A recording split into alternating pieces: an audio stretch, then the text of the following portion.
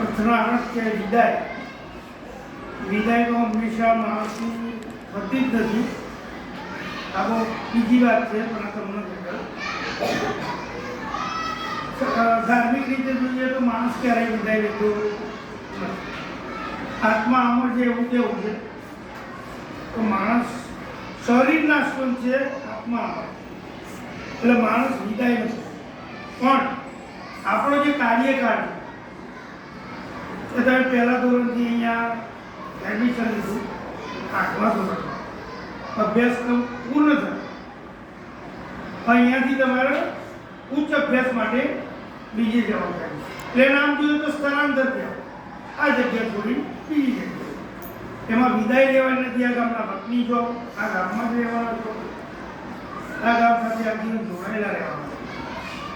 પણ આ સંસ્થાથી બીજી સંસ્થામાં જવાનું.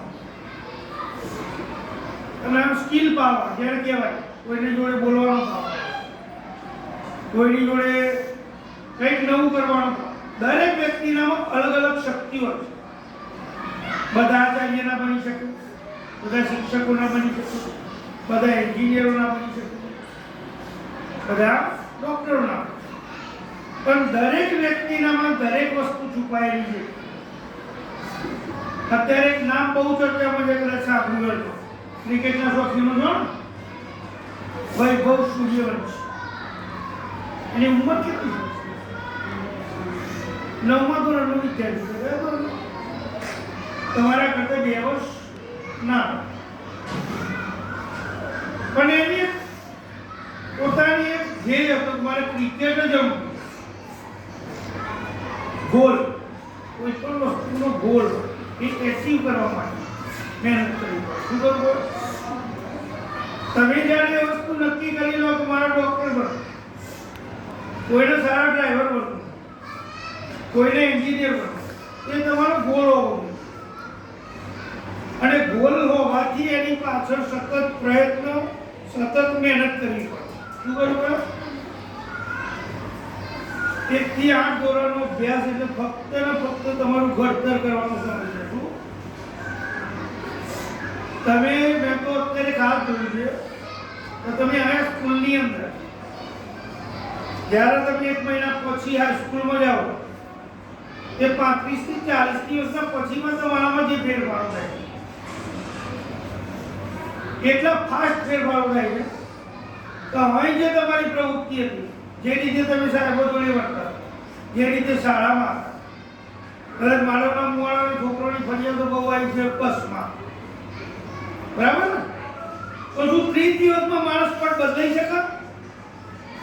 20 દિવસમાં મગજ બદલાઈ જાય ના? તો આપણા વિચારો જે 8 વર્ષથી શીખ્યા છે તમને સાહેબે, પછી તમારી જોડે શિસ્ત છે, એ શિસ્ત એની એ જ રહેવી જોઈએ.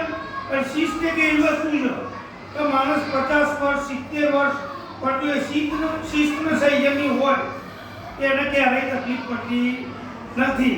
તો કદાચ 1 માર્ક્સ ઓછો આવશે તો ચાલશે, પણ આપણું નામ કોઈ ખરાબ વસ્તુમાં ના આવે ને એ ઘણું થાય.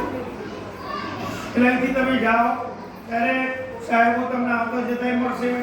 ત્યારે તો સાહેબને તમે 8 વર્ષથી એમનો લાભ લીધો છે તો તમે એવું નહીં કે સાહેબ ત્યાં ગયેલા સાહેબ મટી ગયા, એમને એટલું માન સન્માન આપવું પડે. ગ્રામજનો એના છે, બધું એનું છે, બરાબર?